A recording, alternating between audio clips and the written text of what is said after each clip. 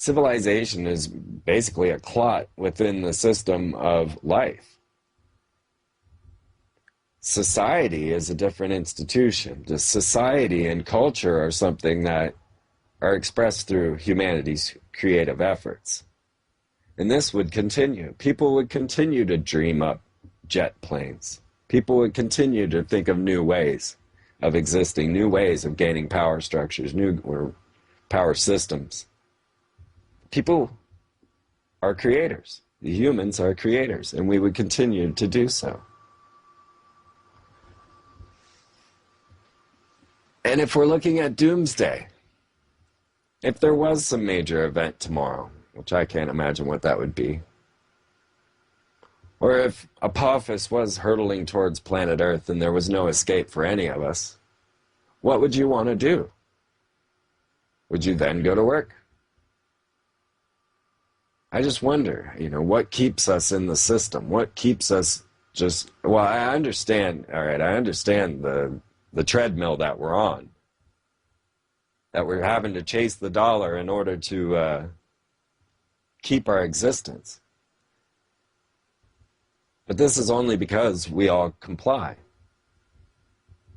If we were to practice a bit non-compliance, then, landlords wouldn't have such a foothold. But it would take a movement. It would take everyone. It would take a major collapse just to get people together. And I think that's what it's going to take, because nothing brings people together like a good catastrophe. The Illuminati see the crisis as an opportunity, and we should see it as well. Because if these catastrophes, as the elite seem to be preparing for with their seed vaults and their escape mechanisms and all the things that they seem to be preparing for some sort of doomsday scenario, we could use that as a positive end and be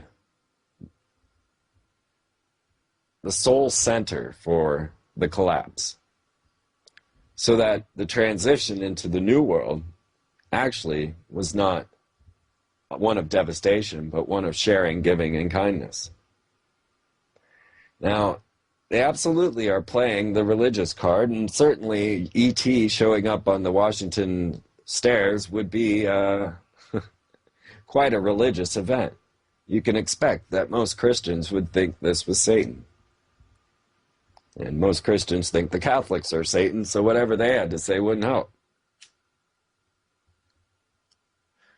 So they began with the E.T. or perhaps the New Age Maitreya now, the New Age Jesus-type character popping up, and he has been heralded by a star, much as Jesus was. But when you start to look into Maitreya's star and the use of religion to manipulate humanity, you find more manipulation with Maitreya.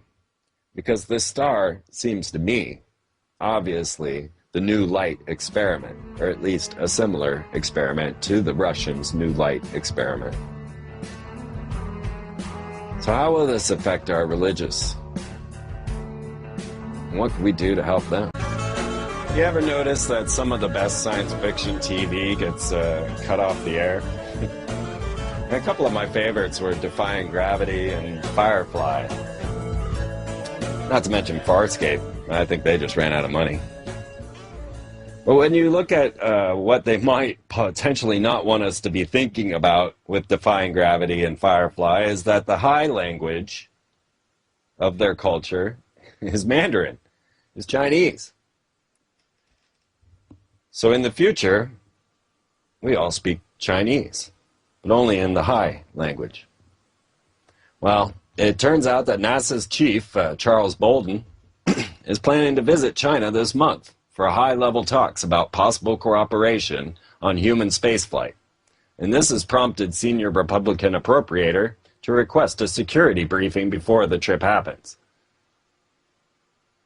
NASA chief Republican Frank Wolf said he strongly opposes any partnership with Beijing that involves human spaceflight, including efforts to involve China in the International Space Station.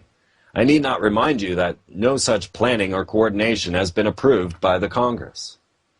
And yet Charles Bolden is set to fly and meet up with China. Wolf goes on to say it should go without saying that NASA has no business cooperating with the Chinese regime on human spaceflight. China is taking an increasingly aggressive posture globally, and their interests rarely intersect with ours. The U.S. intelligence community notes that China's attempts to spy on U.S. agencies are the most aggressive of all foreign intelligence organizations. China's aerospace industry for decades has provided missile technologies and equipment to rogue regimes like Iran and North Korea.